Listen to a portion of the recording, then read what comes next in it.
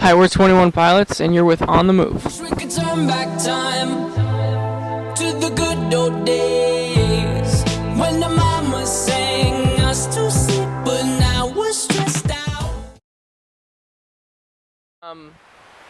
I guess we were very influenced by live music when we recorded the album Blurryface, because we wrote it while on the road. So we were playing shows every night, and it was just, I guess the question was asked, what do we need for our live set? Like, what do we wish we were playing live? And so this record, sonically, is a response to that. So it's songs that we've been wanting to play for a while, whether it's specifically or just the feel that some of them bring. And so it was a very big influencer on the record. It was live music.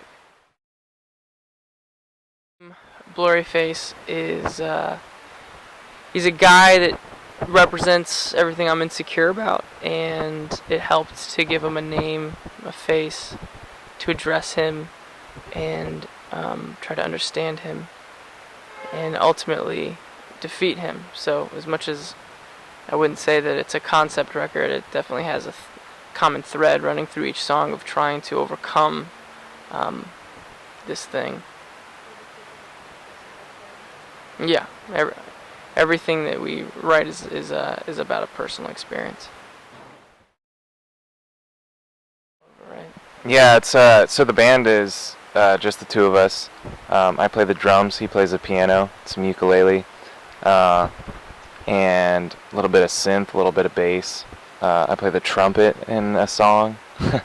And so we both kind of grew up just listening to a lot of different kinds of music, and I think the mixture of all those things combined with he and I, they kind of come out in a way, I think, in the music that is hard to describe. And honestly, when people ask me what the music sounds like, we're usually traveling with a bunch of buddies, and I'll just have one of my friends try and explain it, because it's hard for me too. But it's just a bunch of different styles of music kind of mixed up into one thing, and it sounds like it doesn't really make sense, but we like to play live shows, and I think we also like to think that if you come to a live show, it'll make a little bit more sense. Just Tyler. He's the only one. Well, do you want me to? I like that you. Yeah, it's like I'm interviewing you. Yeah. Okay. You cool. know. Cool. Thanks, man. Hey, nice to meet you. Nice to meet you, Tyler. Yeah, cool, Josh. Your name's Cool Josh? Yeah, cool, Josh. Wow, that's my sweet. Mom. It's my mom. Her idea.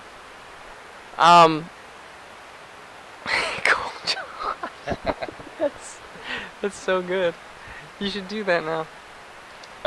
Then I feel like I have a lot to try and live up to. Yeah. Just normal Josh is I'm fine with managing that. Where are you right now? Right now I'm tired Josh. Tired Josh. Yeah, sleepy little boy Josh. Yeah. This last album cycle on Vessel, we learned a lot about ourselves, about our band, about our fans, but also a lot about the music industry, and we realized that there's this formula that goes into writing the perfect song, and it's very calculated, and people think that if you write, there were actually people who said to us, if you write that one hit, you guys will be successful. What a horrible thing to say to someone who's trying to write a record. It's like, I gotta write one song that's good. And if it's only one song, it better be really good. And what's really cool is we came out the other side having written songs that didn't necessarily fit into any sort of structure or formula, but just songs that the only thing that it needed to fit into was whether or not we liked it. And we made something that we liked, so we're proud of it. I think we've always just kind of wanted to create and play music that we really enjoy playing, and try and put on a show that we would want to see. And above that, I don't think it was necessarily trying to be number one on the Billboard charts. Actually, I didn't even know that was like really a thing. I didn't know what that. We didn't know what that meant. I don't think going into it until it actually happened.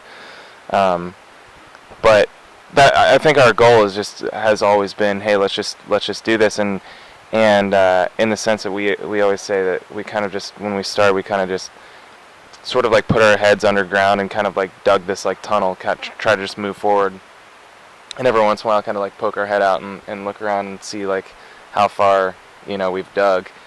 And I think within the past couple of weeks has been one of those moments where we kind of pop our head up, and that was one of those things where we really learned what that meant, the number one on the charts thing meant. And it was cool, and it is very cool and exciting.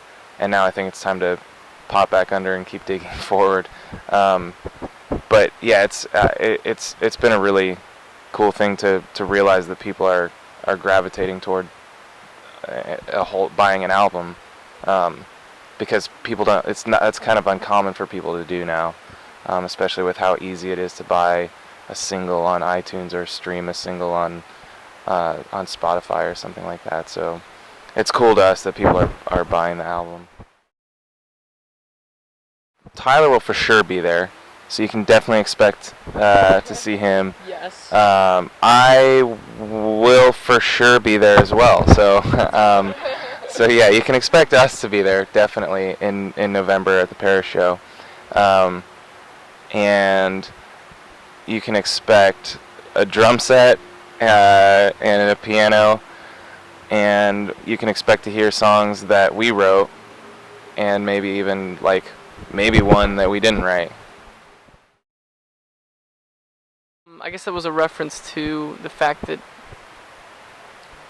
the more and more I got into the music industry, I realized that some of the artists and bands, even bands, a lot of bands don't write their own stuff. I mean, they don't have hardly anything to do with it.